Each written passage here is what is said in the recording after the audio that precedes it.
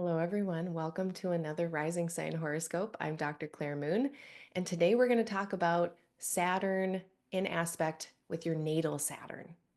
So usually my horoscope videos, they focus on a certain transit moving through a certain part of the sky, and that is the case today. I'm going to be focusing on Saturn moving through Aries, but this video is a little bit different than my usual because I want to relate it back to a specific thing in everyone's birth chart, which is our natal Saturn placement. And the most common one that I think people know about is the Saturn return. That is when they return to the same sign that they were in your birth chart. Now we're going into a new aspect for everyone. Everyone is going from one Saturn type of aspect to their natal Saturn to a different one. And that's what I'll be covering in today's video. So, in order to do that, we need to know where your natal Saturn is. And usually, I'm recommending people go and find their rising sign. If you don't already know it, astroseek.com, astro.com, all of those have birth chart generators where you can type in your birth data if you know it and figure out where your Saturn is. Now, I am going to go through some years. I did find all of the years when Saturn was in different signs. I forget, I think I went back to like the 1930s. If I am so blessed to have anyone who is an elder listening to this channel, I tried to include them. Or if you have like a parent that you're wondering about, or a grandparent as well, you know. So I tried to think about that and who I included. But I'm going to run through these 3 year periods of time. Saturn spends about 2.5, 3 years in each sign. And even though I'm going to count off those years, please still go double check because sometimes Saturn will go back and forth between a sign a few times, exactly like it's doing right now between Pisces and Aries. And so it kind of goes back and forth. So just double check. That's the one thing I will not hold liability for. But as long as you know your Saturn sign natally, this video should work out. And I'm going to go by sign. So people who have natally Saturn in Aries, then Saturn in Taurus, then Saturn in Gemini, then so on and so forth. So you can actually go to the timestamps. You can jump ahead and go to the timestamps. I'm going to do an intro. I always recommend people hang around for the intro. There's going to be some good information on Saturn coming in. But again, feel free to skip ahead if you want to. Uh, it really matters if you're a day chart or a night chart. So find on this circle. So for instance, right now as I record this, we have Virgo rising. If the sun is above the descendant ascendant degrees, if the sun is above that, that means that you're a day baby. You're of the day sect. If the sun is below this ascendant descendant axes, you're a night baby. You were born at night. You have a nocturnal chart. That's going to make a huge difference as well. Saturn operates a bit differently depending on if you were born with the sun above the horizon or below the horizon. So as I give interpretations today, I'm going to be giving a range from constructive, favorable, neutral, to more unfavorable, difficult, challenging. So there's a spectrum of potentials for everything all the time. And if you are a day chart, if you have Saturn or if you have Sun above the horizon when you were born, you're a day chart. That means that you can edge more on the more favorable part, the more constructive part of that spectrum of possibilities. Not to say that you can't have the difficult part as well. That's going to happen too, but we can move more toward the favorable side of things. If you have a night chart, if you're a night baby, Saturn can be more challenging. And unfortunately, then I am going to ask that you, when you're listening to the interpretations, that you take heed of some of the more difficult ones. And also know that it doesn't mean that there aren't constructive or favorable things that can't also happen with Saturn. So that's a really big note about how best to use this information. I think that's it. I think that covers it. Okay, so with that, let's get into discussing Saturn. And it's very funny because right before I was recording this, I was brushing up on some of my Orphic hymns for Saturn. And I looked through I think it's like the Thomas Taylor or Taylor Thomas. I always get him mixed up with Jonathan Taylor Thomas, whoever does the old timey Orphic hymns. But then I also have Sarah Mastro's, their work, grab it here, called Orphic Hymns Grimoire. So I was reading that. I read both of them out loud to myself in the corner by my little altar back there. And it was funny because I was just going to jump onto my mic right after that and start recording. And just as I was about to do that, a lawnmower started right next door, my neighbors. And so I had a bit of an obstacle, a little bit of a delay, a little bit of an impediment to my broadcasting. And then it took me a minute to realize that at first I was just like, well, I guess I'll have a snack. And then as I was getting a snack, I was like, oh, wow, yeah. I invoked my own delay. So that's how we know it's working. So I'm going to read these Orphic hymns again for y'all and see what you think. I think um, I'm going to go with the older one, I guess. All right. Ethereal Father, mighty Titan here, great fire of gods and men whom all revere, endued with various counsel, pure and strong, to whom perfection and decrease belong. Consumed by thee, all forms that hourly die, by thee restored their former place supply. The world immense and everlasting chains, strong and ineffable thy power contains. Father of vast eternity divine, O mighty Saturn, various speech is thine. Blossom of the earth and of the starry skies, husband of Rhea and Prometheus' wife, obstetric nature, venerable root, from which the various forms of being shoot. No parts peculiar can thy power enclose, diffuse through all from which the world arose. O best of beings of a subtle mind, propitious here to holy prayers inclined, the sacred rites benevolent attend, and grant a blameless life, a blessed end. So that's the Taylor Thomas, that version. And then we have Sarah Mastros's version. So listen to the similarities and what's different. Uh, I'm sure you heard some Saturn themes and maybe some things that surprised you if you haven't heard that before. It's a hymn to Kronos, which is an older name for Saturn. And we'll talk about it in a moment. But here's Sarah Mastros's version from Orphic Hymns Grimoire. And it's interesting, they talk about Kronos as the cutter, which is appropriate for scythes for cutting down a life, which Saturn does. That's their job. And so it makes sense. All right, here's the hymn.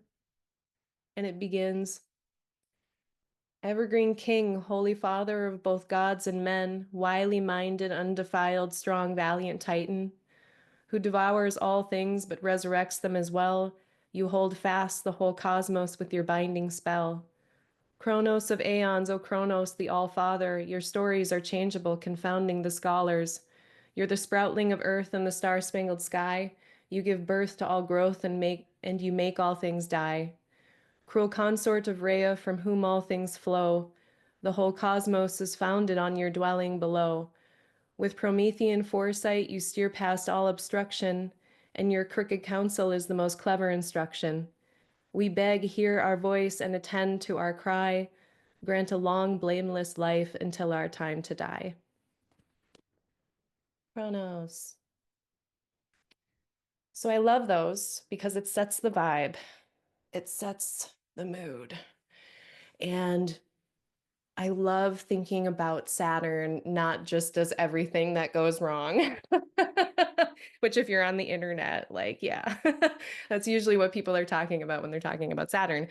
But they're also part of nature. They are agriculture. They are dirt. They are a trellis that your tomatoes grow on. So there are a lot of things that can be pretty neutral. They're dirt, the land in a lot of ways, the sea, the seashore. We'll hear from Valens in a minute about that.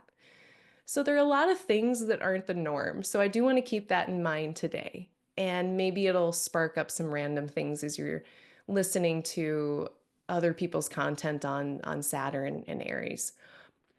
And on that note, I do intend on making a Saturn and Aries rising sign horoscope video. And this video that I'm about to make will pair very well with that one. And that's part of this little piece of the puzzle that I wanted to contribute because there are a ton of videos coming out right now from other astrologers about Saturn and Aries, and I am very excited to devour all of them as soon as I'm done making my content. I like to keep it separated. But yeah, like pair this with that. You know, this video today on the Saturn cycle is meant as a contribution to put together with what we're going to be finding out about Saturn and Aries, which is in itself very important. Um, so, for instance, just a quick example that I'm going to give of myself. I'm in my Saturn square. I have Saturn in Sagittarius natally. Saturn has been in Pisces. It makes a square. I am leaving that very soon and going into my Saturn trine, which is a bit nicer. It's a bit more easeful. Things move along without as much obstruction. So even though Saturn is about to go into some rough terrain for Saturn, I still am excited to get out of my Saturn square. That's essentially what I'm going to be doing for all of us today, depending on where your Saturn is how do we overlay this cycle upon what Saturn is going to be doing in Aries, which is also important. Um, all right. And with that, to my next point, to my next reading, I am taking this from, of course, Hellenistic Astrology, The Study of Fate and Fortune by Chris Brennan. And on page 170, they relay a lot of information about Saturn, a lot of which is from Valens. And I'm going to read some of this. Now, there's some difficult things in here, so trigger warning about sad things, difficult things, um, probably several types of content warnings talking about Saturn today. Yeah, I guess that's really good to note.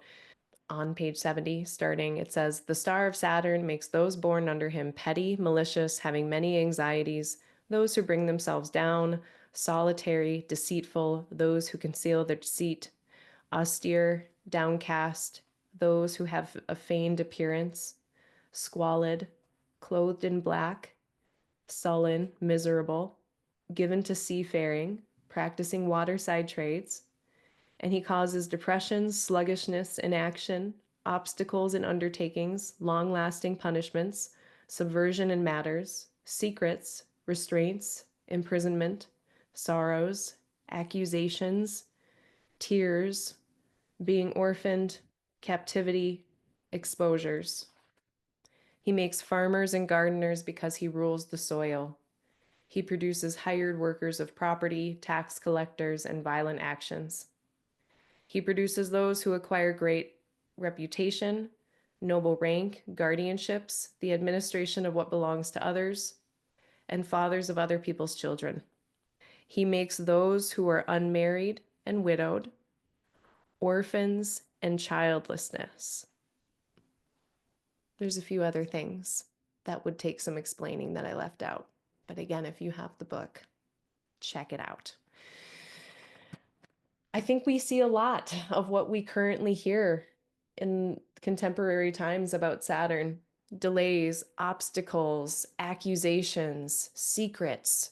All of that's relevant if you also understand the meanings of the houses and the 12th house being the joy of Saturn.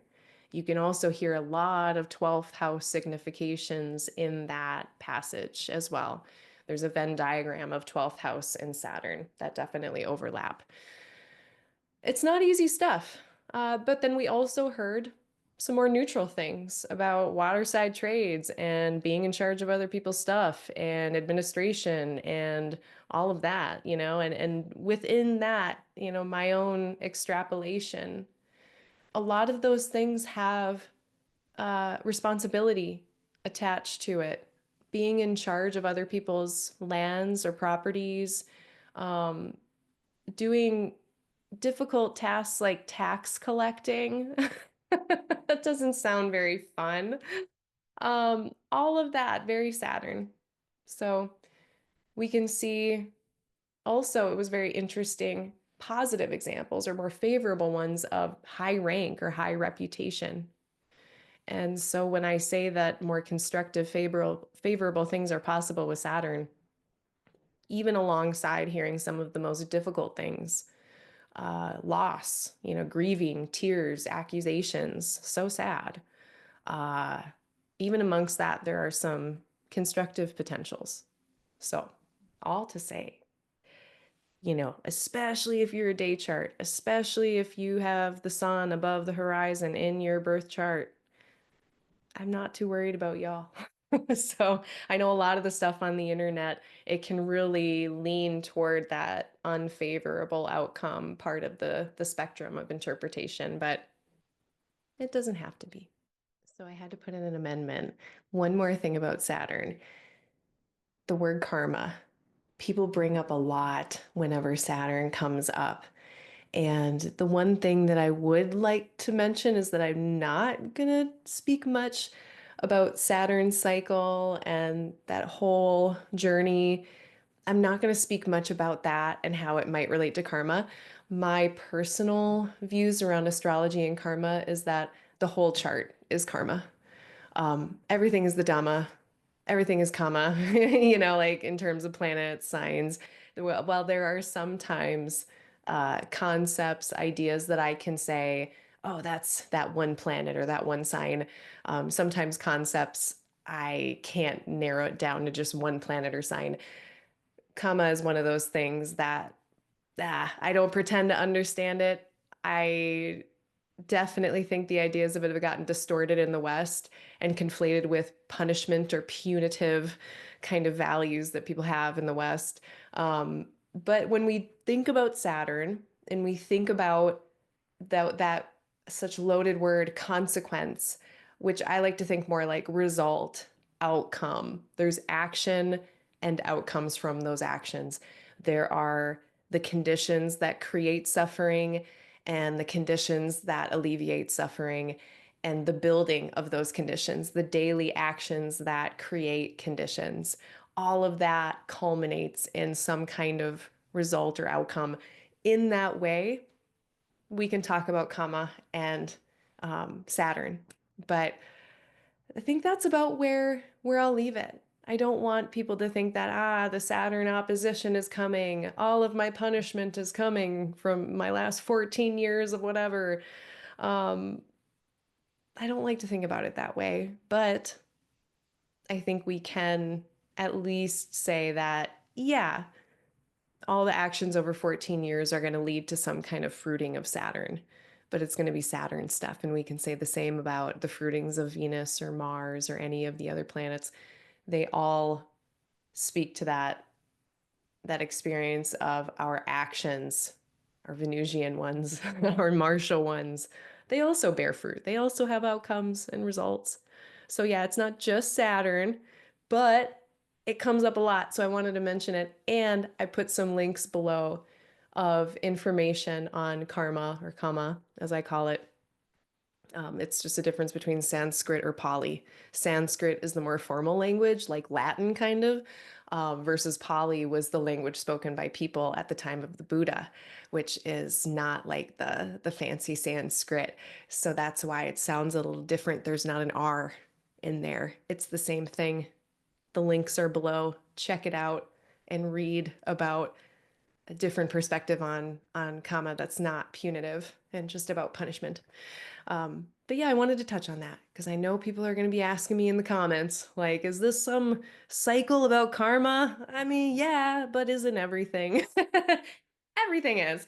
Um, so with that, as we move forward in this video, do your best to stay curious, do your best to stay open to what could be, and remember that it really depends on the context of your life. It depends on a lot of other factors in your birth chart This is why getting a reading with a professional astrologer can be so helpful in kind of grounding and bringing us, ironically, back to earth after maybe getting a lot of fears or anxieties or anticipations of the future brushed up. It's nice to get, okay, well, here's some mitigating factors. Here's some things that might actually be cool about this upcoming patch of time. And how do we stay just open and curious to what that is and use this information today as a way to plan for the future and not necessarily to ruminate. Uh, Coming back to the present if you need to, right? At any moment in this video, if what I'm saying is alarming, activating, don't be afraid to hit the pause button. Um, Remember, come back to what is going on right now in your life and remind yourself what is true right now. And if it behooves you, think about agency and what you have agency to act upon, or what might be more prudent to not act upon in this moment, which is also a kind of choice that you can make, which is a piece of agency that we have in each moment to act or not act, to do something or not do something. So coming back to that is really grounding as well when we're thinking about, all right, here's this upcoming Saturn square. What could it be? What challenges might it be? Then, doing your best again to be aware of that, all to just plan better and to act more skillfully now. So with that, hit the like button, hit the subscribe button. If you want to keep up with me, I have a newsletter, www.aligninglightastrology.com/newsletter. Sign up is below. You can sign up for my newsletter. I send one out a month. I did send an extra one out last month, but I had an announcement and I rarely have those. So you can keep up with me there. And if you enjoy how I'm laying things out today, if you enjoy how I'm talking about your Saturn sign and what is to come, you can always book a reading with me and book a session where we can really get into your birth chart or we can talk about the future as it relates to you. So right now I have a discount code EARTH that is good all of May until the end of May. EARTH for 12% off forecasting sessions. So that's my discount code this month. I also have a sliding scale.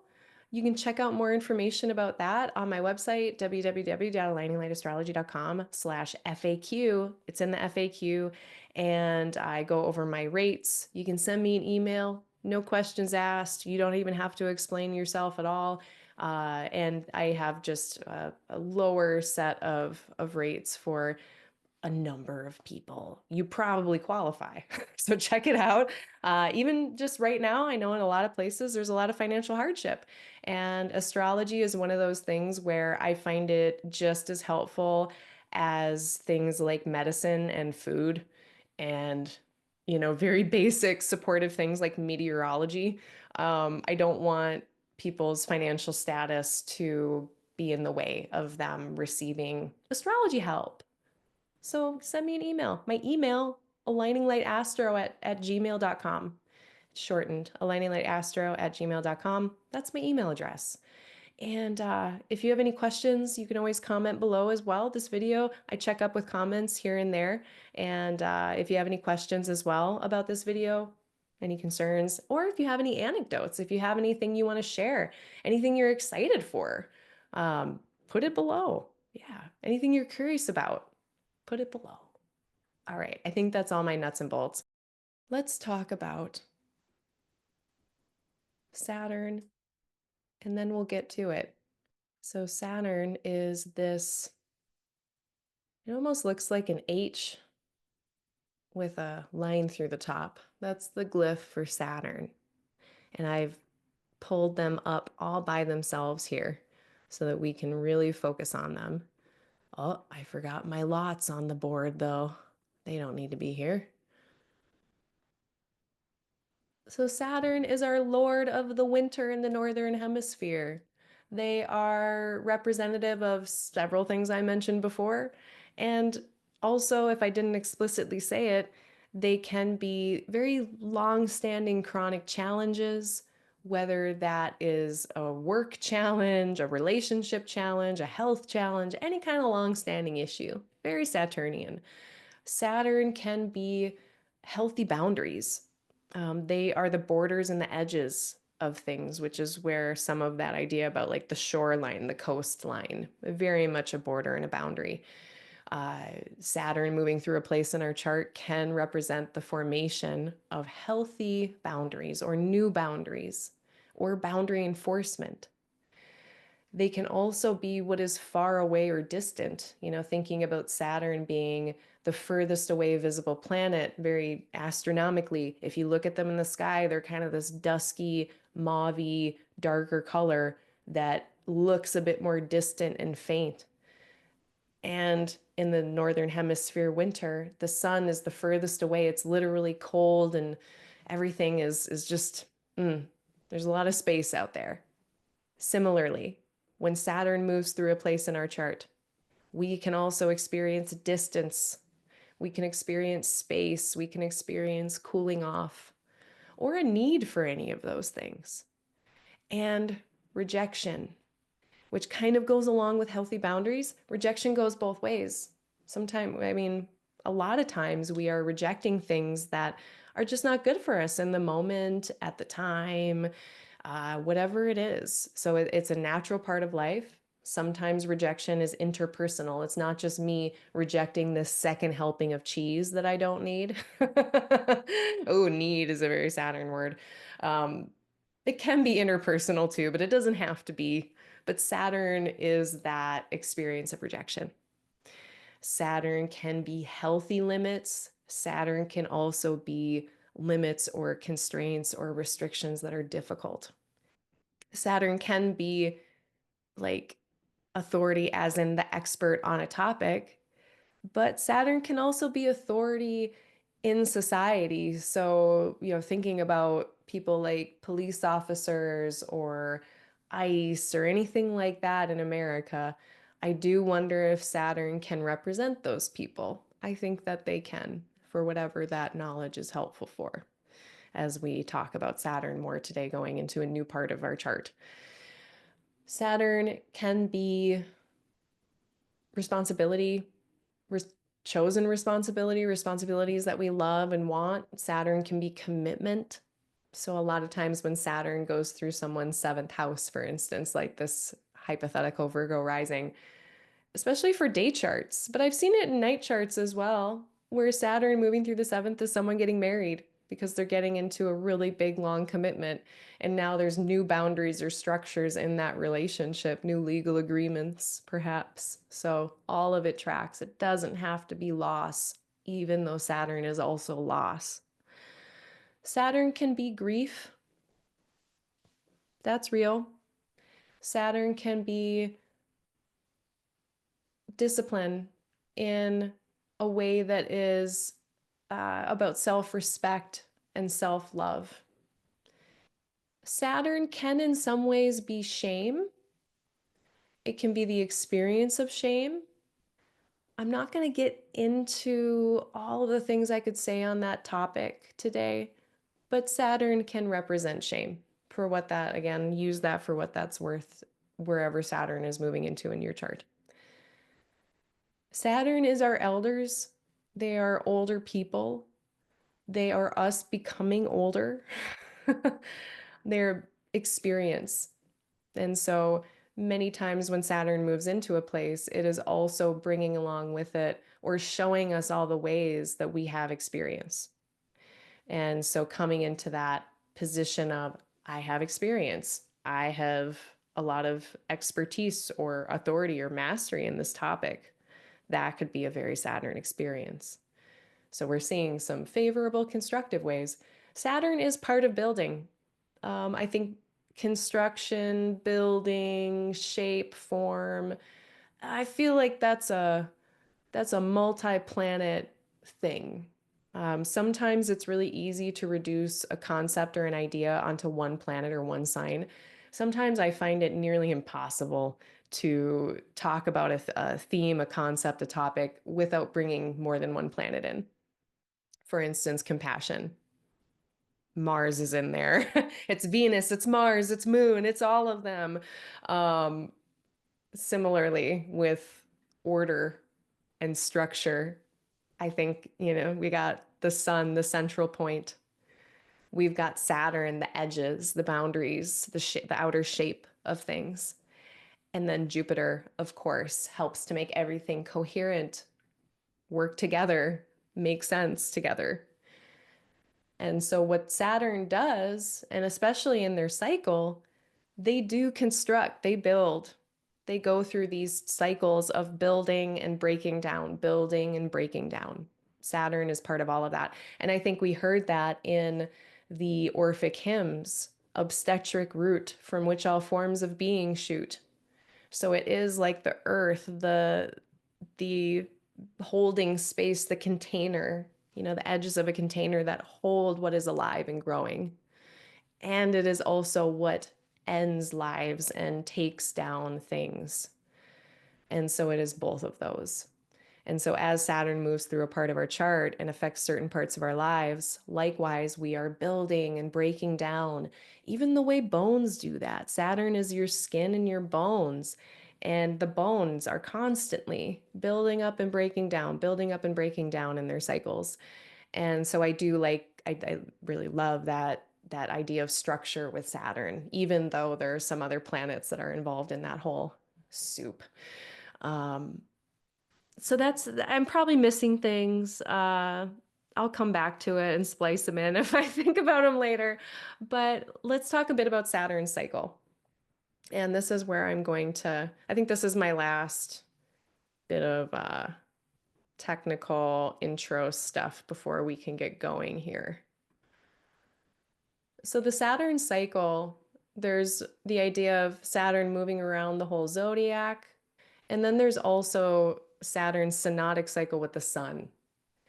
That is where they meet, their conjunction, Sun and Saturn, happening at around the same place in the zodiac. That's another Saturn cycle. I'm not talking about the synodic cycle today.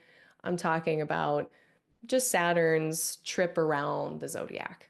So I talked today in a lot of like 7, 14, 21, 28 year framing.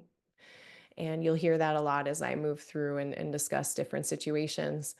But these different, I'll go year by year, we can watch. So the Aries, the Saturn Aries people, they're about to go into their Saturn return. The Saturn and Aries people after that, now their Saturn aspect is in conjunct.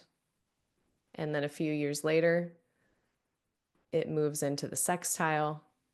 And then a few years later, into the square, the trine, eventually the opposition, the waning trine, the waning square, the waning sextile, in conjunct again, return again.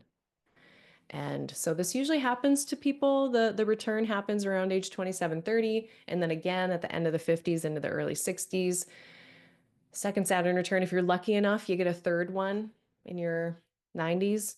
But all to say, these different parts of Saturn's journey, Saturn's cycle, have a different part of that story involved, a different vibe, a different set of themes that are going to be involved. And we can overlay this on top, again, of what we're learning right now from all of these lovely, delightful astrologers who are making their Saturn and Aries content. So again, pair this video with that. This is one piece of the puzzle, and it for those other pieces to work with. All right. Let me make sure. So I guess I will say a few words each about each of these aspects, just to get people going and give an idea about the difference between them. So the Saturn return is, of course, a coming full circle about what you've learned over the last 27 to 30 years about Saturn stuff, responsibility, experience, maturity, delays, long-standing challenges. And you can have a look at your foundations at this point and see, what am I working with? What are the challenges in my life? What are the responsibilities? Where, if things are not going well, do I need to embody Saturn, say no to something, get disciplined about something? Or if everything's going great, then the Saturn return can be a time of building upon something, taking on more, bringing it to the next level. So it can really go both ways. When I was going through my Saturn return, I had a ton of responsibility. I had so many keys on my key ring because I was a pharmacist and I was working at like several, like two or three, maybe four different pharmacies within a like sites within a company at a time. And so I had all these different like codes for the C2, the controlled substance cabinets, all these keys for the pharmacies. Like it was a burden. It was a responsibility. And just that's a huge responsibility, liability job. I'm a day chart. I have a really well-conditioned Saturn. And so my Saturn return was actually just me being like having a lot of responsibility and working my buns off. I also lost my dream job because like the pharmacy shut down because the owner was horrible at business. Yeah, I won't get into it. But yeah, so there was some difficult stuff too. I don't want to say it was all just a walk in the park. I realized that the career I had envisioned doesn't exist. But other than that, it was great, you know? So you can end up building a lot or doing a lot of really important, impactful things during your Saturn return. It doesn't have to be this time where you just join the 27 club. All to like, not that that doesn't happen. We have the 27 club, but you know. So that's a little bit about the Saturn return. I could go on forever, but if you trap me in an elevator, that's what I tell you about it. The inconjunct phases, either of them, where Saturn is not in contact with its natal self. I feel like this is kind of an integration time after the Saturn return. Like, you know, all the things you learned from your Saturn return, all the things that happened, and then how to move on into the next 27-year period. Now that you've shored up and patched up that foundation, how to move forward. Now that you've built up upon it, strap in for another 27 years. On the waning side, it feels like more of a time of really like the last stop of getting your stuff together before your next Saturn return. It's like, all right, being really real about the challenges that you might not be aware of, the things that are kind of creeping up that could be a challenge in a few years, uh, especially regarding Saturnian topics. Kind of the last stop to get that sorted out before the Saturn return. When it comes to the sextiles, this is a time similar to the trines. I'll just kind of lump all of those together. Um, a time of more constructivity, of more easeful building, of more progress in terms of long-term goals or challenges. The squares are so intense with Saturn. A lot of times the Saturn squares and oppositions are just very intense Saturn. It's potent. The ancient Greek word for the square, dunistikos, it means potent. So when we have Saturn in trine or sextile, not potent, not as potent, right? So Saturn can chill out a bit. So there's a different vibe.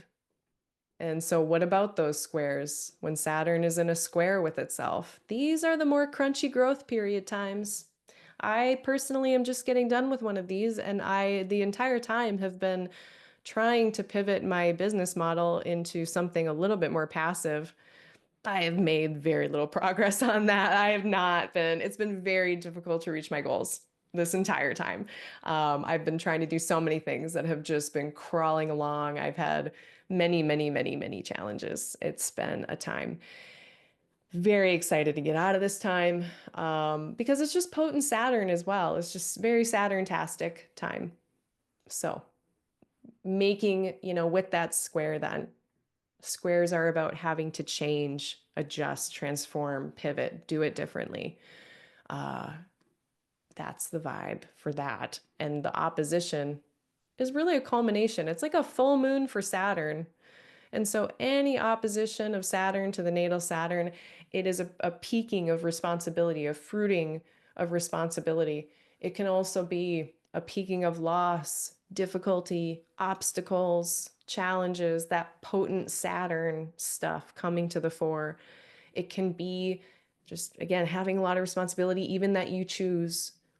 Um, all of the actions of the last 14 years come to bear their fruit. So, at these difficult junctures, the squares and the oppositions, it is like a bit of a stress test in terms of the fruit of our actions and the results of those actions.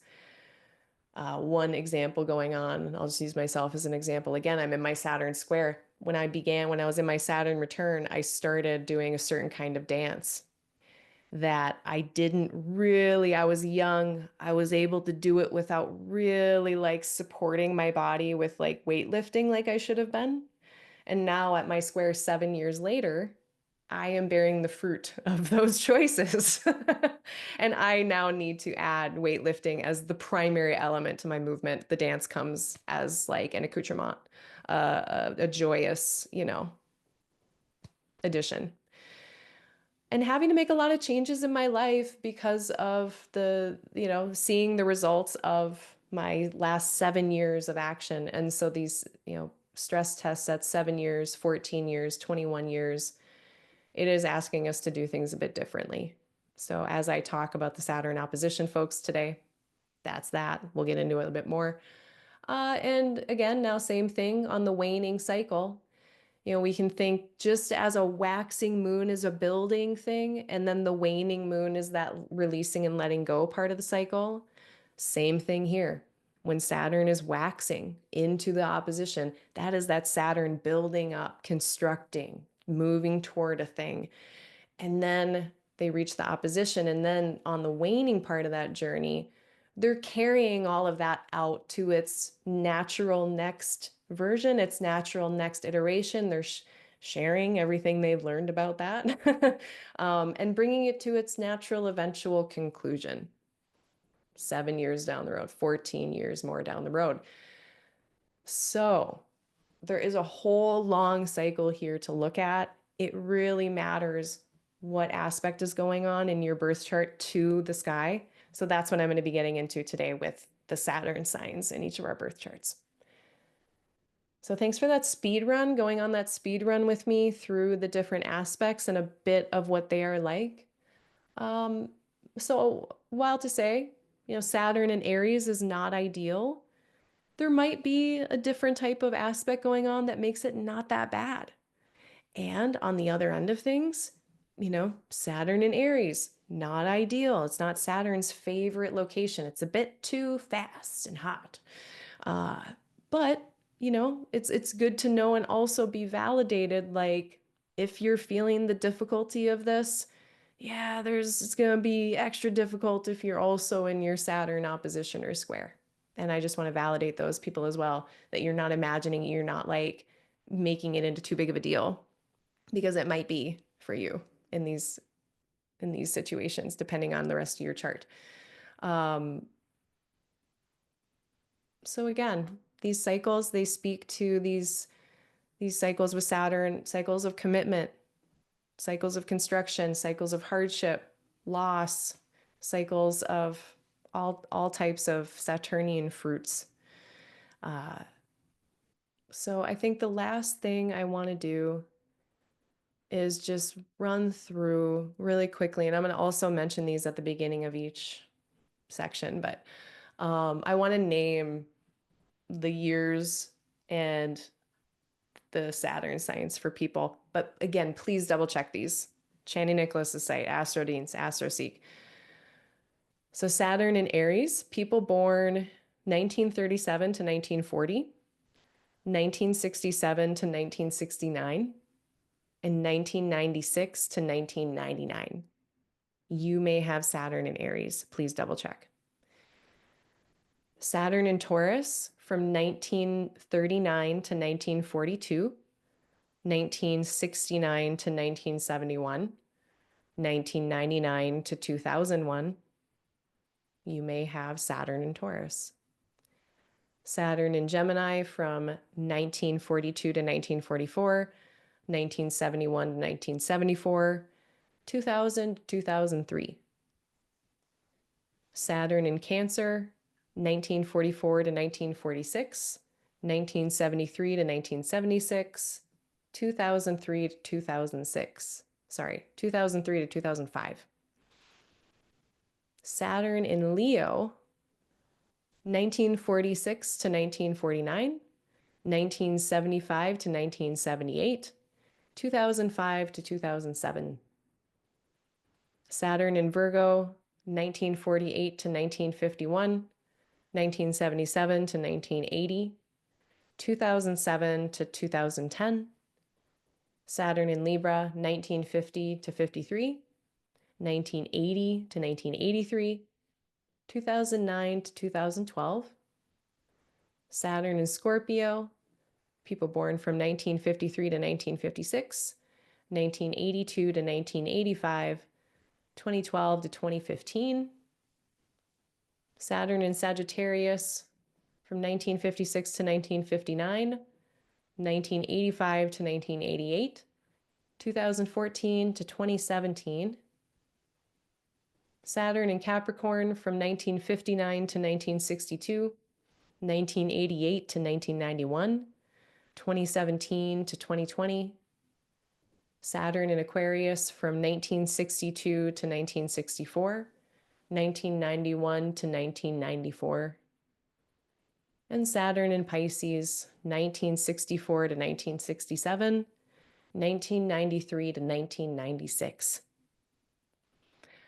So again, double check, double check, double check, but those are the rough dates. So if you fall in there, then go fast forward to your sign and we will get down to the details. If you have any questions or comments, again, comment below, send me an email, aligninglighastro@gmail.com, or book a session. Hit the like button. And good luck with Saturn moving through Aries. Good luck with the next phase of your Saturn cycle. All right. Saturn in Aries. People born with Saturn in Aries were likely born between 1937 and 1940, 1967 and 1969, 1996 and 1999. Please double check using the aforementioned websites. Sometimes Saturn wobbles between signs a bit before it moves fully into the next sign. So again, double check your own Saturn placement in your birth chart. But for those who have Saturn in Aries, what I'm about to say is going to apply to you. So you are all about to go into one of your Saturn returns, either your first one, your second one, or your third one. And so that usually happens at the end of our 20s, the end of our 50s, and the end of our 80s. And so if you are in any of those groups, you, for the last 2 years since March of 2023, have been in the last part of this cycle. So Saturn takes about 30 years to go around the zodiac, and that last 27, 30 years, that's the part that we're in right now. So over this, more than 2 decades, there has been a full circle coming forth very quickly, very soon, as I record this in 2025, in terms of what you've experienced, all the maturity that you've gained, all of the wisdom that you've gained over the last 27, 30 years. It's a good time to get ready for that Saturn return. It's not too early to start doing pretty much the things that I recommend during a Saturn return, which is reflecting on all of the Saturnian things, like all the themes that I discussed in the intro.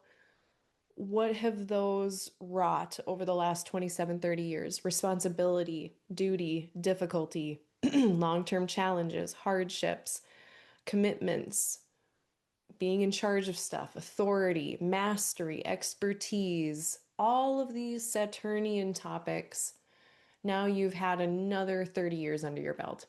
And so there's a regrouping time. You're about to come into your Saturn return, which is a time of really looking at the foundations that are underneath you and where you can build up on that if you're doing really well, or potentially where some cracks need to be filled in the foundation so that you can go another 30 years. It's not too early to start preparing for that. Sometimes a Saturn return can be an intensely Saturn time. It's just Saturn themes are loud. You have a lot of responsibility, commitment, duty, difficulty, um, delays, obstacles that can just be loud during a Saturn return.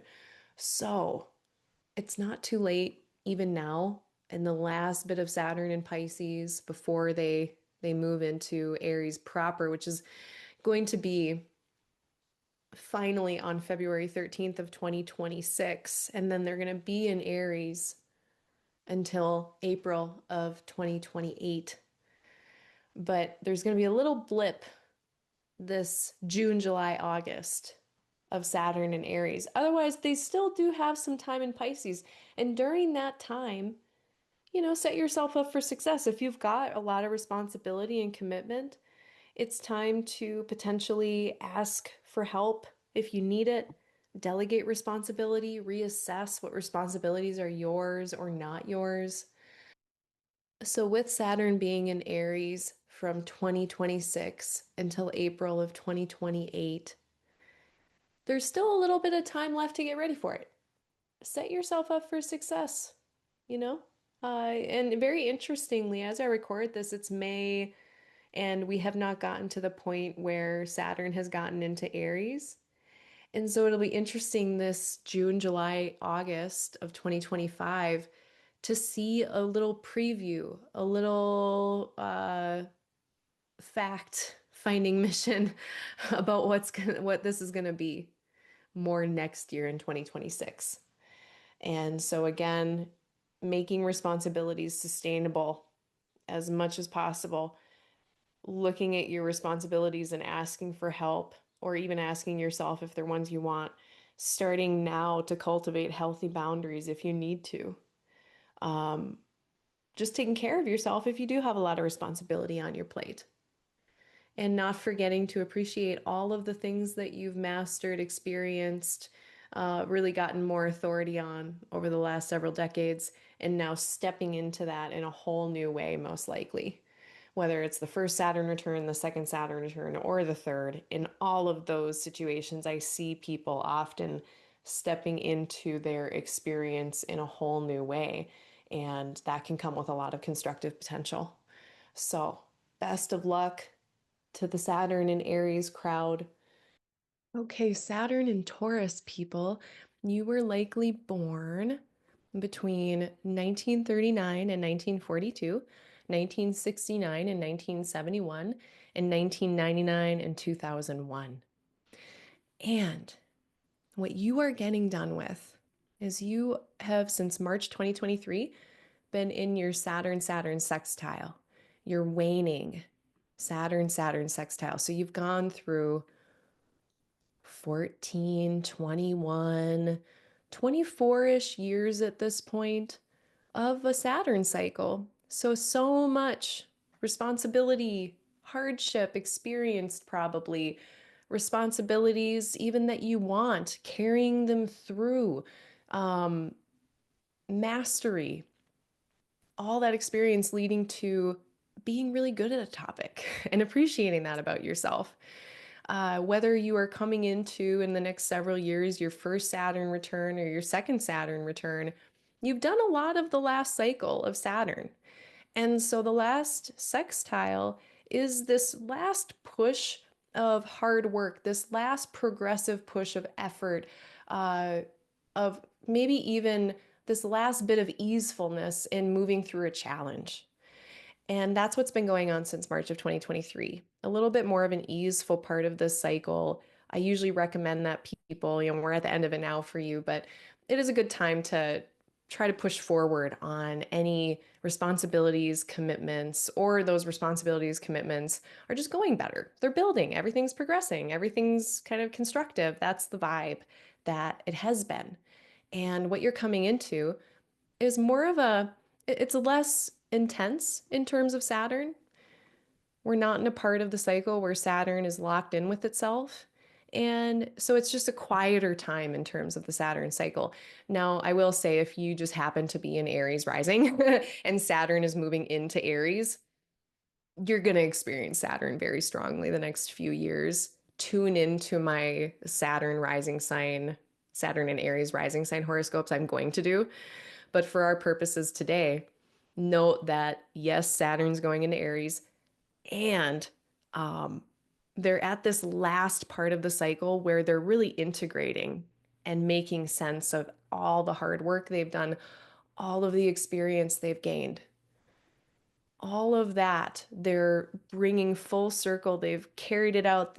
All that hard work is peaked and fruited, and then they carried it out and shared it with the world or shared it with their own, built their own life. And as you come into your Saturn return, you'll be able to really stand and look at that foundation and see what you're working with, in more of a full picture. But for now, it's not too early to start reflecting. It's not too early to start thinking about all the things that you've experienced, all the ways that you've become a master at certain topics, all the ways that you've become an expert at certain topics. It's not too early to start thinking about how you've navigated hardship, loss over the last 20 some years as well. It's not too early to start reflecting on that now, which are usually more of my like Saturn return reflections. And also to think like it's a good time for the next, between February 13th of 2025, no, sorry, 26, February 13th of 2026 and April 12th of 2028. Those 2, 3 years in there, great time to consider what you want to build in the next 27 years. How do you want your responsibilities to form and to develop? Um, in what areas of life do you want to continue to build experiences? Again, not too early to start thinking about that stuff. And then also thinking about your motivations. What motivates you, in terms of the structures and the systems, whether they're relationship structures, professional structures, living situations, thinking about how those get built. What motivates you to be responsible and disciplined? And considering that as you decide maybe over the next several years what responsibilities, commitments to continue with or not, or to lovingly reject. So that's what I have to say for the Saturn and Taurus folks. For most of you, it's going to be a quieter point in the cycle as you get ready for your Saturn return in any ways that we can. Unless you're in Aries rising, it is just not going to be that loud, I don't think. So, any questions, concerns, hit me below. Good luck, Saturn and Taurus babies. Okay, for the Saturn and Gemini people, you are going to be heading out of your Saturn square into your Saturn sextile. So that's nice. Usually the Saturn square Saturn is a difficult time.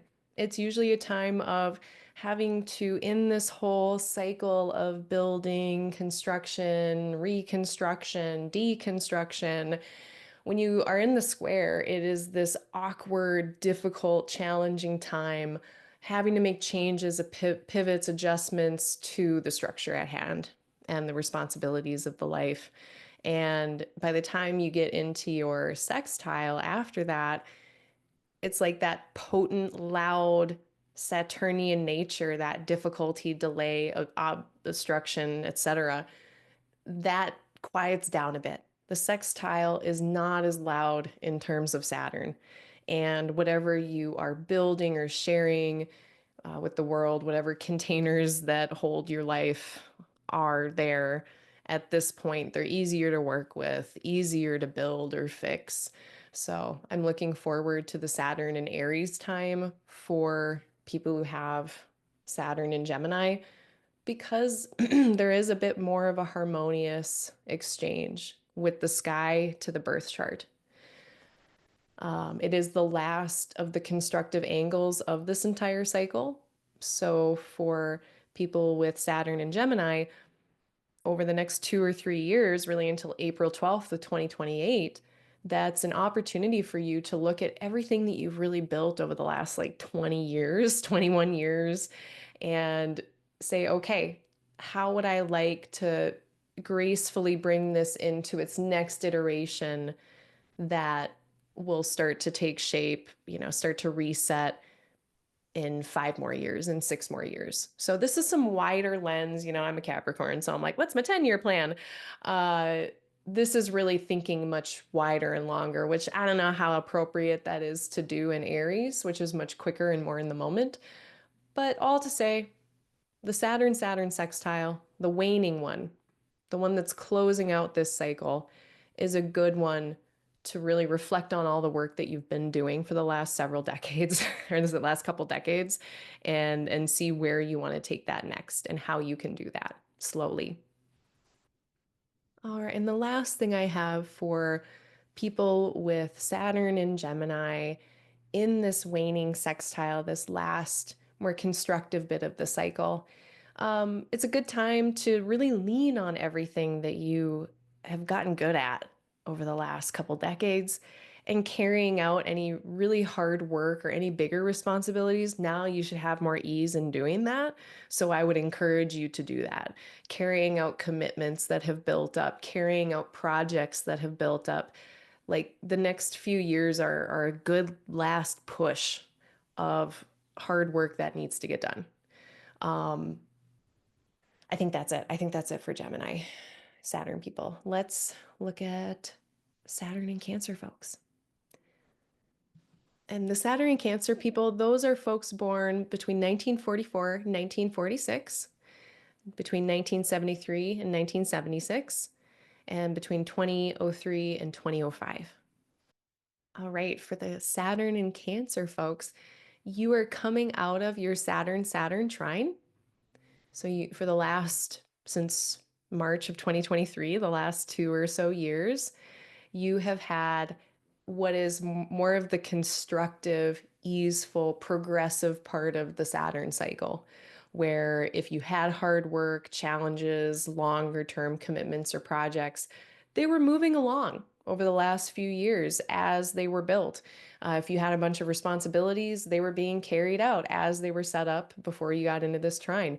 It's like the machines that have been built are running as designed, and the structures that be are moving along, well overall. It's a good time to push through with a lot of hard work, commitments, challenges. And that is the period of time that you're leaving. And what you're coming into is the Saturn square, the waning Saturn square. And so maybe before I even talk about this, I should back up because you've already had so much of this cycle. You've had your waxing Saturn square, your opening Saturn square, and then the Saturn opposition.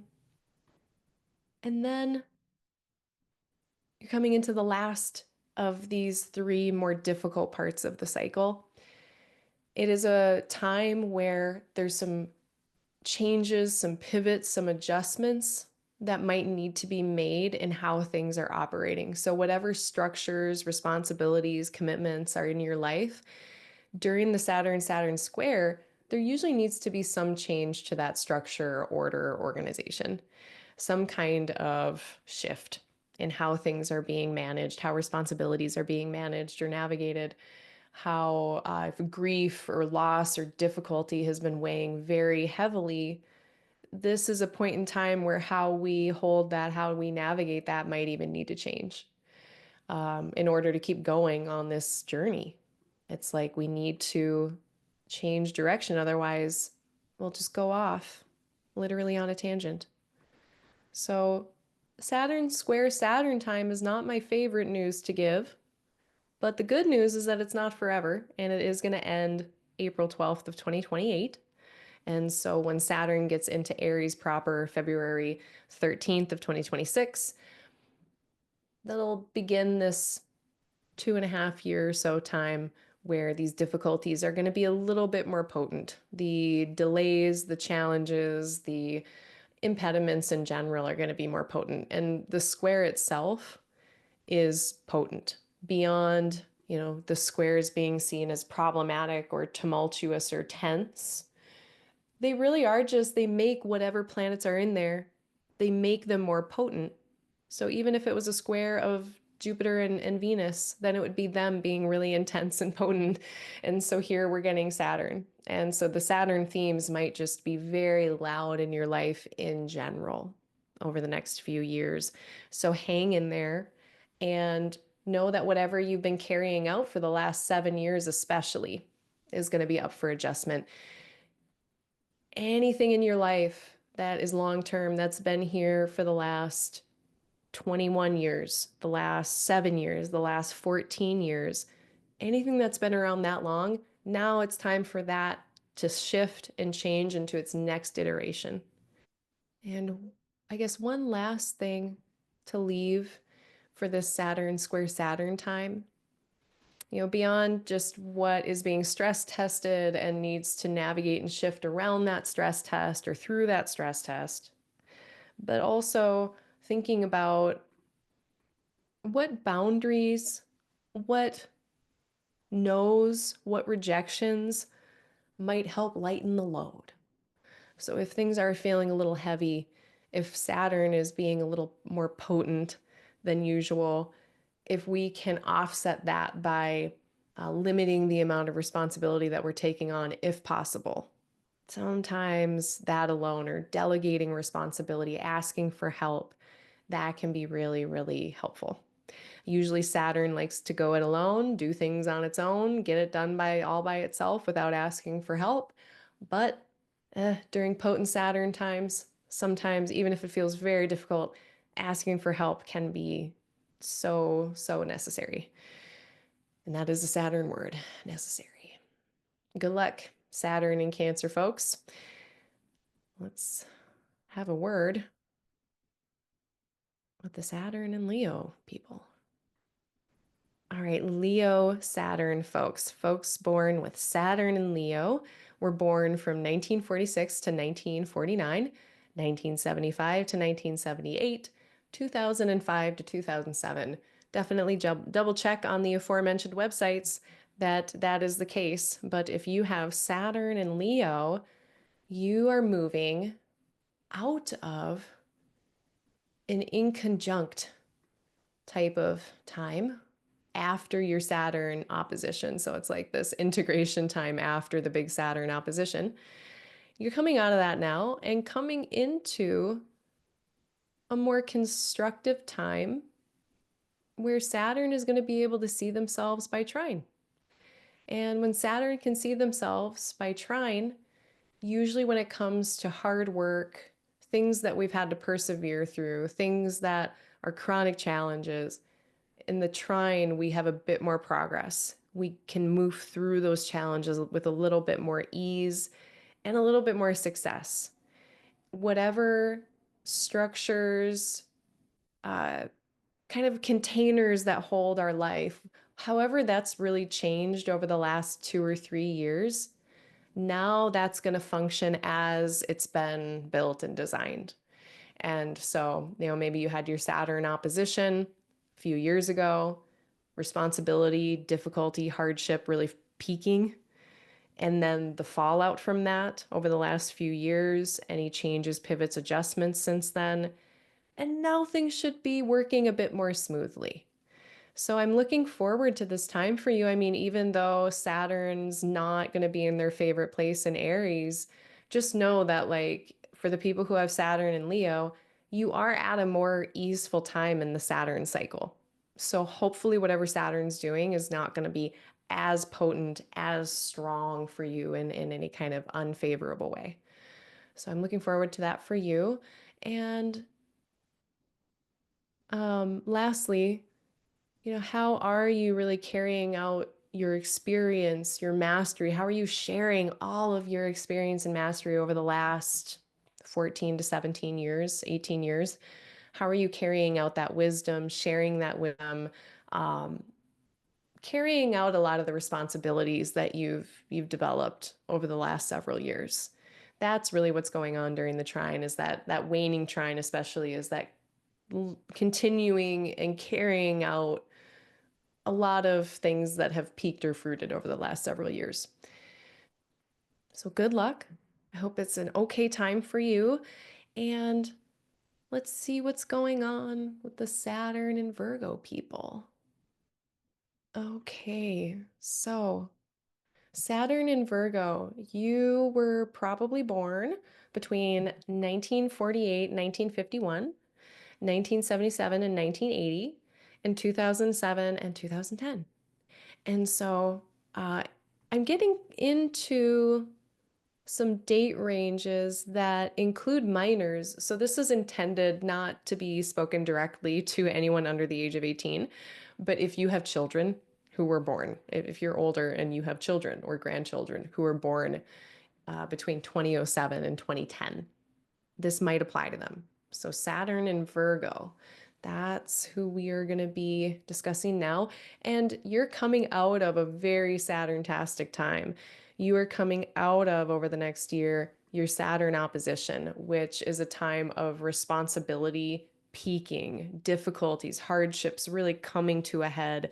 And for better or for worse, sometimes it's a lot of responsibility that you've really worked toward over the last 14 years, a lot of commitments and hard work that has left you in a position of experience, mastery, authority on something over the last 14 years. That's what's been going on, especially since March of 2023. And that can be a very difficult time. There can be a lot of struggles and hardships that are also really coming to a peak, maybe based on things that have been brewing for 7 years, 14 years. Now, after that intensity, that bigness of Saturn over the last several years, you're going to be coming into a time where the Saturn themes are going to be less intense, less potent. I consider it more of an integration time where Saturn can let the dust settle, make some sense of everything that was experienced over the last 3 years, and let's say there was a lot of success, then doing the next steps to continue to carry out that experience, that mastery, that wisdom. If there was a peaking in difficulty, how to move forward after that. What now? What next after that difficulty? And so Saturn is having some integration time. And I think that's really what Saturn in Aries is going to be like for the Saturn and Virgo folks. It is a time when Saturn is not going to be in their favorite sign. It's difficult for them to be in a fire sign in some ways because it's very hot. And in Aries, things are really fast. And Saturn likes to go slow and likes a little more colder environments. So in some ways, it's not Saturn's favorite place to be. At the same time, Saturn not being in an aspect with itself, the Saturn themes are just not going to be as intense for you. The only caveat I can think of is if you were like an Aries rising.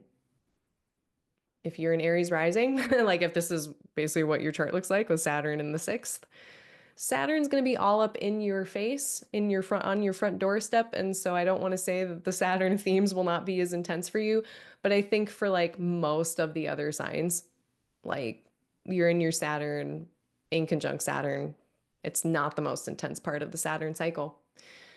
So good luck with Saturn and Aries, and I will see you for the next video when I talk about that in particular. But until then, let's talk to the Saturn and Libra people. Okay, so people who were born with Saturn and Libra, you were most likely born between 1950 and 1953, 1980 and 1983, 2009 and 2012. The younger dates there, 2009, 2012, that is meant to speak to the parents of minors. I am not speaking directly to anyone under 18 today, but if you have a child or a grandchild that was born between 2009 and 2012, they might have Saturn and Libra. Double check it using the aforementioned websites. However, let's talk about what you're leaving and what you're coming into in terms of the Saturn cycle. So since March of 2023, we've had Saturn in Pisces, which has been this inconjunct, less potent Saturn part of the cycle where you're gearing up for the Saturn-Saturn opposition. And so over the last 14 years, structures, commitments, responsibilities being built up, maybe even the last 7 years. And a lot of that, this is a waxing part of the cycle that you're in. And so there's a building, we're not in the part where we're letting it go or carrying it through. We're still building up to the peaking of things. So at this point, when Saturn is in the last part right before the opposition, this is a great time to take inventory, take stock of the current responsibilities, commitments, and structures that are building up in your life because they're going to really peak and be loud for the next 3 years. And so being judicious, being really thoughtful about how you're setting up your life, how you're setting up if you have the agency to choose responsibility, being thoughtful about how you do that. That is going to be a helpful thing to do before you get into the Saturn opposition. It's a great time to begin that reflection of what of my actions, behaviors, etc., that I've been doing for the last 7 to 14 years, how are they really coming to the fore? How are they coming to fruition? What are the consequences of all of that? And not in like a punitive way, but just in a very matter of fact, scientific, like action result kind of way. And that's what Saturn does, is it shows us over time, here's the results of everything you've done over this amount of time, for better or for worse. And so that's really what you're coming into. Looking at what obstacles, limitations, or doubts are getting stronger right now. If there's, granted, there are some other things going on in the sky currently. As I record this, we've got Saturn with Rahu, who is, the North Node increases whatever it touches. And so increasing Saturn, increasing doubt, increasing, difficulty, delay, obstacle. That's going to chill out in the next few months. But for people who have Saturn in Libra, you are still coming into a time of peak Saturn, loud Saturn. And so knowing that doubt is natural, it's a natural part of life. You don't have to listen to it, and finding help to navigate doubt. What help can you look for in navigating obstacles or limitations? This is a good time to start looking. If you can foresee things coming that are going to be hard, you're probably right, and start preparing now. You don't have to wait until it gets to the worst version of it in terms of like overextension, too much responsibility, too much on your plate, things like that. We want to, at this point, stymie too much Saturn coming down the pipe. Now Saturn does get into Aries on February 13th of 2026. They're going to be there until April 12th of 2028. And during this whole time, I would consider it to be the Saturn opposition. It's going to peak when it's by degree with the natal Saturn, wherever that is for you. But it is a longer period of time. So you have the good news and the bad news is you have plenty of time to navigate it. It's both the good news and the bad news. So be careful what responsibilities you're picking up now, because you're going to have plenty of responsibility on your plate over the next few years. Last thing for the Saturn in Libra folks, you already might be a master of diplomacy and fairness and healthy boundaries, but this is a time where those healthy boundaries are really going to come in handy, because with Saturn just being so loud, there might just be more things to say no to, more people, places, opportunities to say no to. So those healthy boundaries might be really important, or you might be pushed to make some over the next few years. And if I'm thinking about people who are going to experience this as very difficult, very large obstacles, delays, difficulties, losses, I don't want to discount that, but then know that this is not forever and it does end April of 2028. So if you can just get your buns through until then, the dust will settle. But that's what you're coming into. So Saturn in Aries, as you're going to hear from other astrologers and eventually from myself, it's not Saturn's most easeful terrain. Saturn likes to go slow and steady, and in Aries, they are forced to go much faster than they would like. So it's not Saturn's favorite place to be. And if you are having a hard time with the Saturn transit, you're not imagining it because you're also in your Saturn opposition, and that's a big deal. So hang in there. Again, if you are at a place where your structures of life, the systems that you've put into place, the responsibilities that you have, the commitments that you have, if those are all cool and you're like, yeah, this is great, then this is going to be the fruiting and the peaking of the results of all of those actions that you've worked on over the last 14 years. And you can look and say, wow, all the stuff I've experienced, learned, mastered over the last 14 years, and then build upon that. And then over the next 14 years further, then you'll share whatever that peaking of responsibility or commitment is.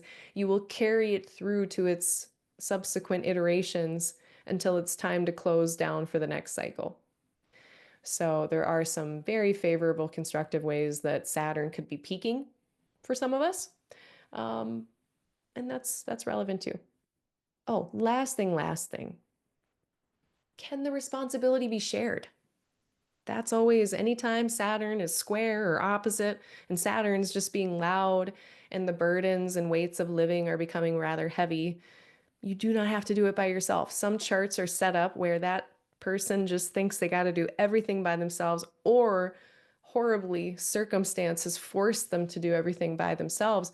Maybe at this period of life, at this phase of life, maybe you don't have to do it by yourself anymore. Maybe there is help somewhere. And so, not forgetting that when Saturn stuff gets loud, when the difficulties and the burdens get very heavy, that sometimes there is help, even if we've gotten used to not asking for it for whatever reason. So hang in there if that's you. And let's turn our attention to Saturn and Scorpio. So people born with Saturn and Scorpio were likely born from 1943 to 1956, 1982 to 1985, or if you have like a child or a grandchild that was born 2012 to 2015. All right, for folks with Saturn and Scorpio, now since March of 2023, you've been in your Saturn trine, which in terms of the things that are constructed or built in the life, the responsibilities, commitments, they should be moving along and operating as constructed over the last 7, 10 years. Um, you might have a lot of progress or forward movement with hardships or obstacles. The last few years might have been a time of hopefully less obstacles, less hardship than normal, than say in the Saturn square or opposition. The trine can be a time of being able to build, being able to construct. And so that is what you're coming out of. It's usually a big push forward in some kind of constructive way. Um, or it's a respite from hardship for a little bit. What you're going into is actually kind of a quieter part of the Saturn cycle. It is this inconjunct type of non-relationship. And to me, it feels like this time of just kind of a holding pattern with structures and the containers of our lives, the responsibilities, the commitments. It's in a holding pattern and it's building up. It's responsibility building up, potentially hardship building up, that eventually will be in opposition. But that's not coming until April 12th of 2028. For a few years, it'll be April 2028 till 2030, 2031. But now is a time where that Saturn stuff is not as loud. It's kind of in betweeny. And so at this part of the cycle, it's good, I think, it might be fruitful to consider, after these more progressive building phases of the waxing trine, how can those types of structures, containers continue sustainably? so that it doesn't get out of hand at some point, that the responsibility doesn't get to be too much at some point down the road. How do we make things sustainable and keep them sustainable? Do we see any structures, commitments, responsibilities that could get out of hand? And can we get ahead of that? And then, whatever at this point wasn't managed 3 to 7 years ago. Um, so if we want to think back a bit about the Saturn square, which would have been more 2020, 2021, 2022, a challenge or some kind of adjustment had to be made back then. If it wasn't, really the dividends are going to start coming in at this point. And any challenges that weren't dealt with in that first waxing Saturn square, if anything was kind of shoved under the rug or just not dealt with, um, this is the point where it's kind of like the last stop on getting ahead of that before it gets much worse during the opposition or reaches a head or a peak. So any kind of Saturn challenges that we can get ahead of, this is one of the last stops before the next stress test. So it's also a time to rest, I think, too. If Saturn is not as potent, not as loud at this part of the cycle as it is like in the square or the opposition, then it should theoretically also be a time to be able to rest when it comes to Saturn things. Now, one exception to this is if you are an Aries rising, like Saturn's going to be in your face for a few years. So I don't think like you're getting, I don't want to say like, oh, this part of the Saturn cycle is going to be like less loud for you, or more quiet or not as impactful. I think if you're an Aries rising, or you got like major points in Aries, then yeah, Saturn's going to be on your stuff. So you're a caveat to that statement. But all to say, boundaries. That's the last thing. So when it comes to having healthy boundaries, saying no to certain things, again, this is a good time to work on that if that's something that you need to work on, because, and delegating responsibility too, because by the time we get to the end of the decade, that stuff is going to reach ahead. If you do have a lot of responsibility on your plate, get yourself set up now to have some resources to rely on to be able to delegate responsibility during your opposition. Um, do your best with it. That's where you are in that cycle. So, yes, Saturn and Aries. It's a strange place for Saturn to be because they like to be thoughtful and take their time. No offense to Aries, but they're a little faster. They don't have time for that. And there is a time and a place for different pacing. But here we have kind of an incongruency in pacing. So it's not Saturn's favorite place to be. That being said, if you have Saturn in Scorpio and Saturn is not in a really loud aspect with itself, then at the same time, I don't expect that this part of the cycle is very loud or impactful for you. It's, again, the structures of life, the commitments, the responsibilities, they're moving along, they're continuing, and they're building up during this time. But again, it's not the square. It's not the opposition. It's not that loud unless you're an Aries rising.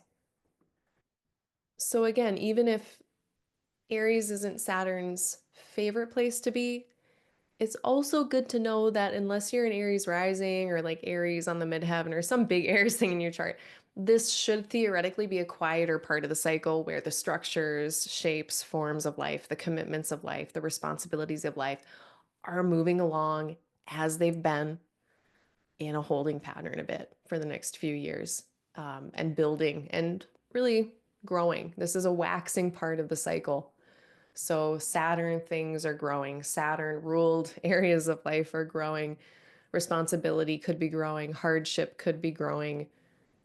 Can we figure out a way to set ourselves up for success so the eventual opposition isn't so difficult? Or is a peaking of responsibility that we want, that we've set up some sustainability to manage?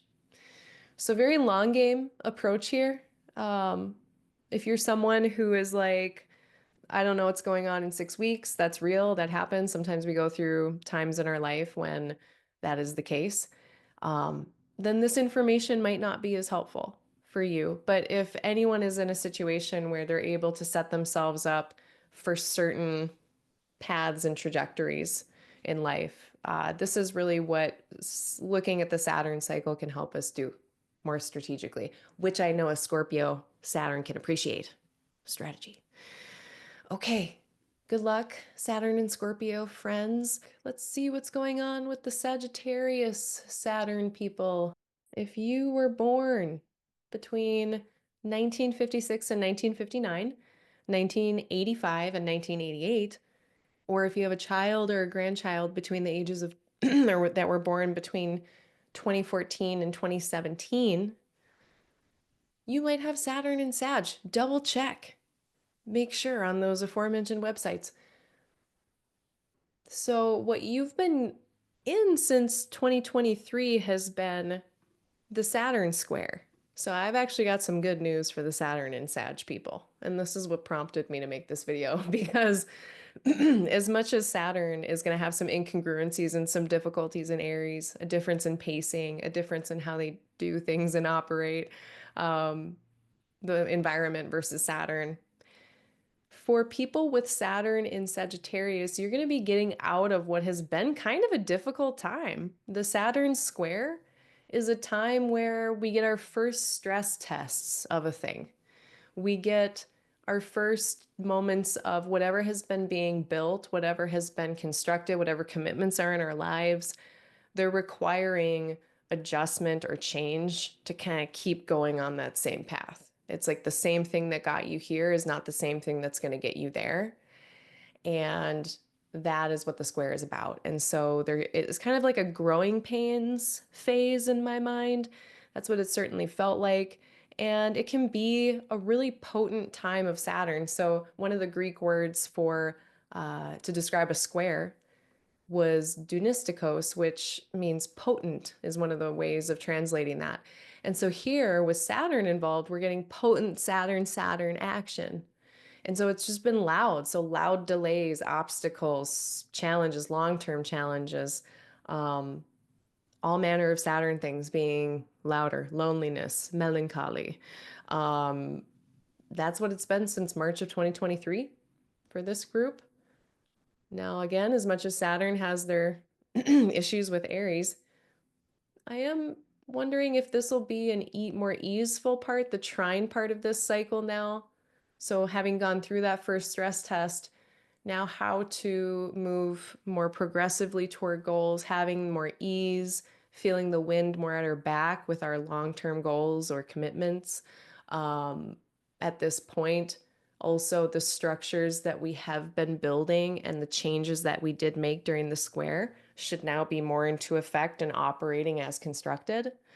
Uh, if there are struggles and challenges, especially if you're a night chart and Saturn has been really tough, the trine can be a point of more ease, of some rest, hopefully, with some of these challenges where, dealing with them long term isn't as difficult.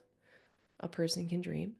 Um, all in all, though, I mean, one way of looking at a trine is that they are of the nature of Jupiter. So there is something growthy. And then this is the waxing part of the cycle. So there is that in terms of growth and expansion.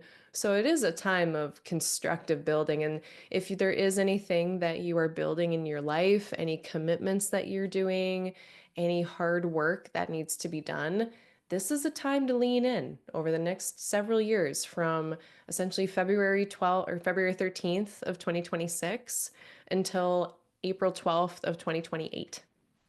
That is the time when Saturn is going to be in a sign-based trine with itself in the natal chart for Saturn and Sag people. So consider what motivates you. Consider, what is motivating what you're building, because eventually this trine is going to turn into an opposition. And that all these actions, everything that's been happening for the last 7 years, and then eventually what's going to be 14 years, it will fruit and peak into something very Saturnian. So this is a good time if things are starting to progress more forward with goals or commitments, that they are ones that we want to keep growing, because that's what's going to be growing now. Yeah, it's like whatever we're building is more likely to get built for better or for worse. So understanding what's underlying that and making sure that we're building what we really want to build or what's helpful and in our best interest to build. I think that is the last thing. Oh, and if I haven't said it already, sustainability. So making sure that we're building into our structures and commitments and systems of life sustainability, of course. That is also going to help so that by the time we get to the opposition, eventually a long way down the road, end of the decade, that it won't be something that crushes us for some weird reason. All right. Good luck, Saturn and Sag, Saturn and Sagittarius people. Um, let's talk to the Saturn and Capricorn group.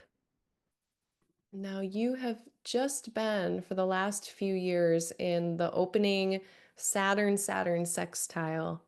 So, the first real push of progress in whatever you're building since your Saturn return.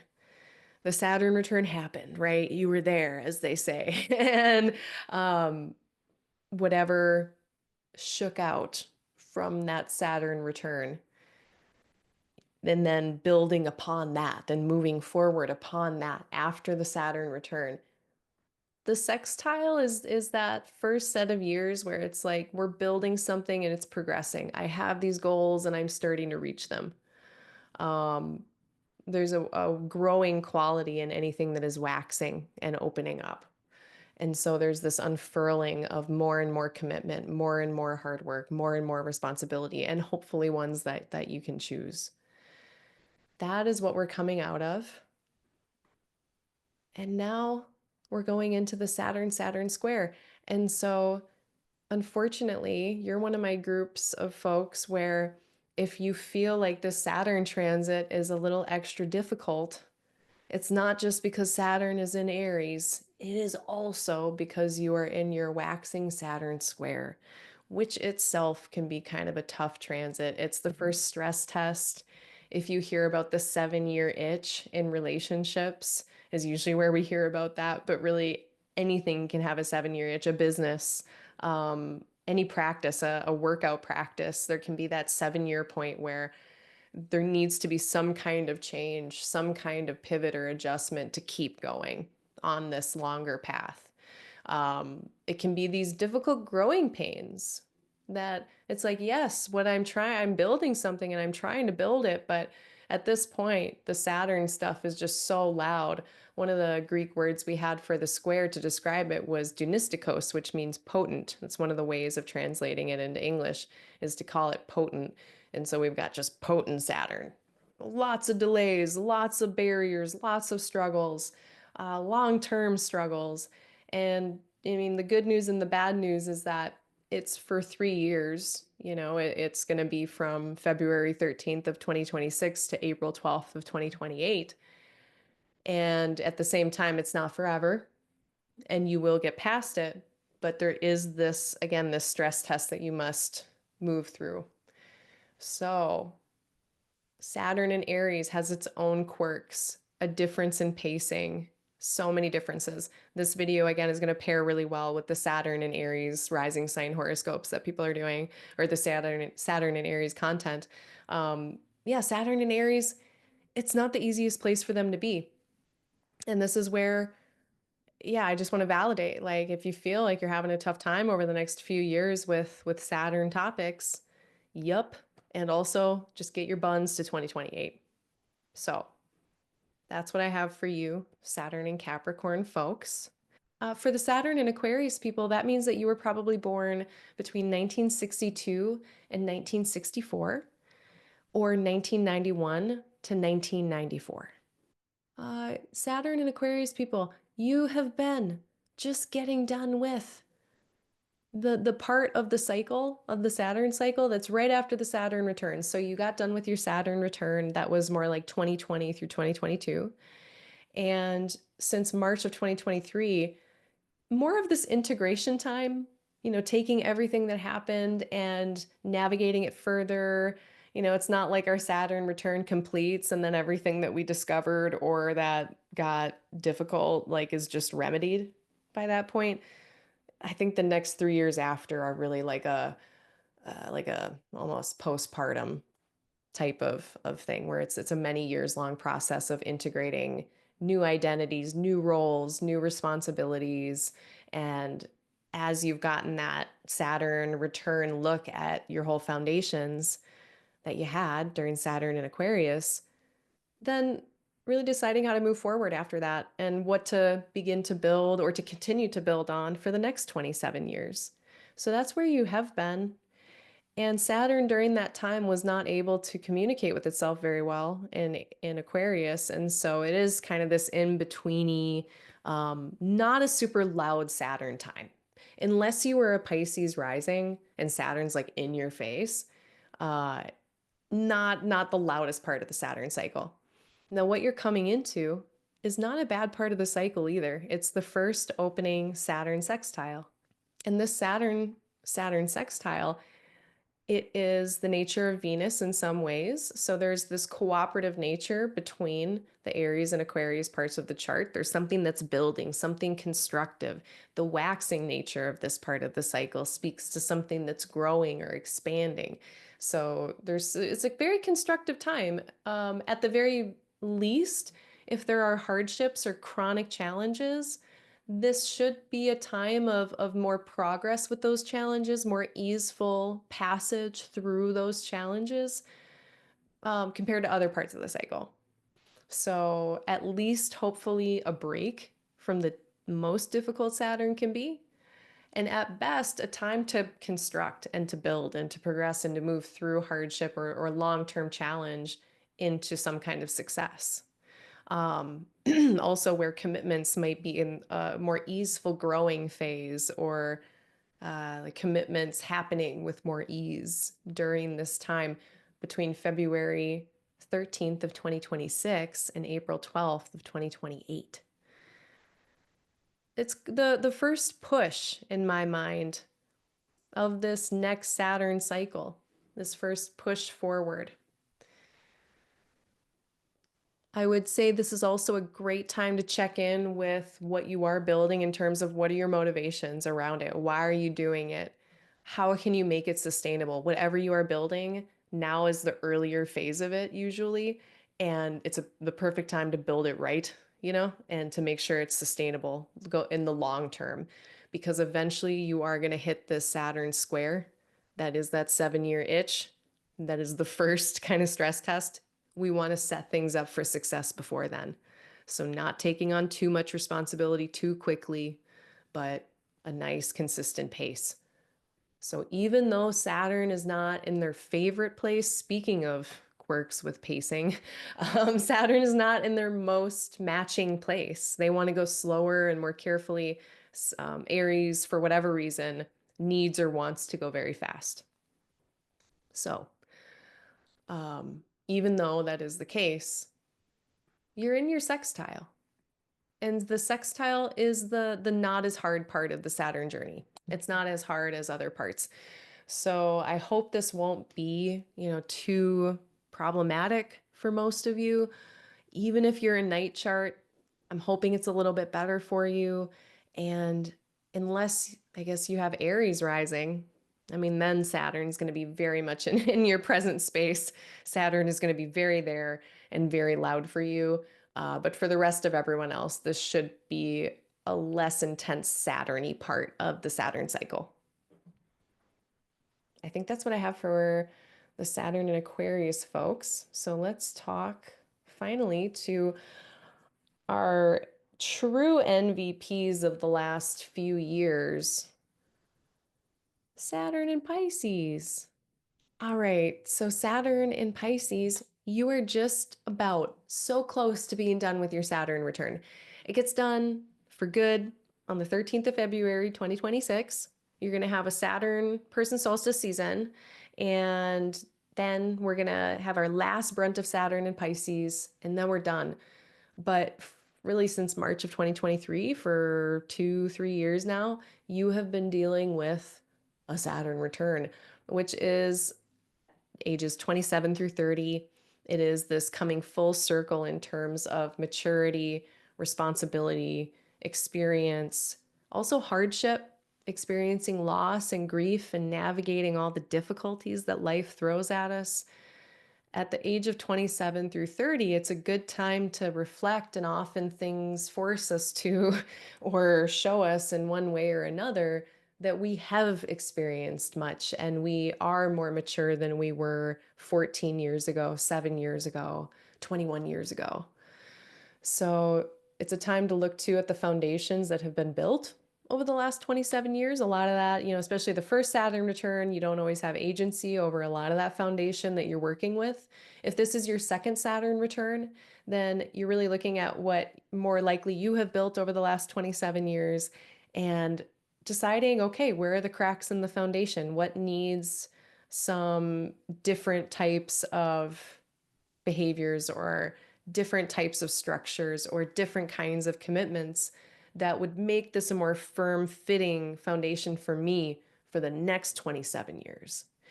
If you are in your second Saturn return or just getting done with it just about, looking over all of the responsibility, themes around responsibility, themes around loss, themes around hardship or delayed gratification, and then if you can remember back 27 years earlier than that, so, if you're at the end of your 50s into your 60s, think back to what was going on when you were 27, 30.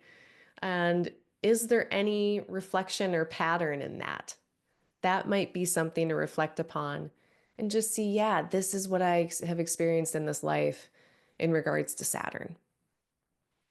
Now, if you are an Aries rising, Saturn's going to be loud. It's going to be in your face for the next few years. But for most people who aren't Aries rising, Saturn moving into Aries is going to be a quieter part of the cycle. Saturn will no longer be able to see itself by sign. And I feel like it's more of an integration phase. It's taking all the hardship of the last 3 years. And now it's like, okay, how do I move forward through this? Now, after all of that, what now? And it's this opening up of this waxing, growing cycle again. And so getting ready to have responsibility or commitment increase at this point, really setting the stage. So, not the loudest part of the Saturn cycle. It's not the Saturn square. That's a very intense part of the Saturn cycle, as is the opposition. This inconjunct part of the cycle, it feels like a quieter, we are building something, but it's like the nascent seeds of what is being built at this point. It's like right after the new moon when there's not quite a lot of light in the moon yet, and things are just getting started for the next cycle. That's where Saturn is going to be in the next few years from February 13th of 2026 to April 12th of 2028. That is going to be where you are. So I don't think there's anything necessarily to do than to just recover from and take whatever happened during your Saturn return and know how to move forward from that. I think that's the main question. Whatever you've learned about responsibility, now what do you want to do with that? Do you want to build up on that foundation, go to the next thing, increase your standards? Or is it more of a time to just recover from a lot of hardship? Either of those are good avenues of thought to take. And then last thing is when you eventually do get into your Saturn sextile, that'll be the next big push of growth and building and constructivity. So it feels like the getting ready right before the next, or in this cycle, the first kind of push of expansion or progress in this Saturn cycle. So good luck. Great job. If you're listening to this, that means that you've made it pretty much through your Saturn return. I know some of you got Saturn at the very end, so you're still in it, but you're so close. You're so close. All right. So thank you so much, everyone, for listening. And I hope that this put a little bit more perspective, added a little puzzle piece to the bigger picture of what Saturn is going to be doing in Aries. So again, that's a whole vibe. We'll talk about it in my next video. There's, again, a lot of other great content coming out about Saturn and Aries. It matters what part of the cycle you are in your own Saturn cycle. that is also going to determine how Saturn-tastic this feels or not. Now, again, summarizing something that I mentioned in a lot of the rising sign or the Saturn sign parts of it. But if you do have Aries rising, Aries in the midheaven, Aries sun, moon, no matter what, like Saturn is going to be on your stuff. You're going to experience Saturn very prominently over the next several years. So maybe some of this isn't going to apply as much. But for most of us who don't have heavy or very prominent Aries, I think that this modifier of what the part of the cycle that you're in, I think that is going to make a difference. So I guess we'll find out very shortly. If you have any questions, put them in the comments below. You know where to find me. I'm Aligning Light Astrology. I'm Claire Moon on everything online. I'm on Threads. I'm going to be on Blue Sky eventually. I think I'm going to make it at the end of July. I think I'm going to make my profile. So find me there eventually. Um, I think that's it. Hit the like button if this was helpful. Hit subscribe if you'd like to keep up. And again, if you'd like me to really dig in and get very fine-tuned with your own birth chart, we can do that together. And you can book me, www.aligninglightastrology.com/booking. And best of luck with the next part of this phase, whatever the next part of the Saturn cycle is for you. I wish you best of luck upon it. Thank you.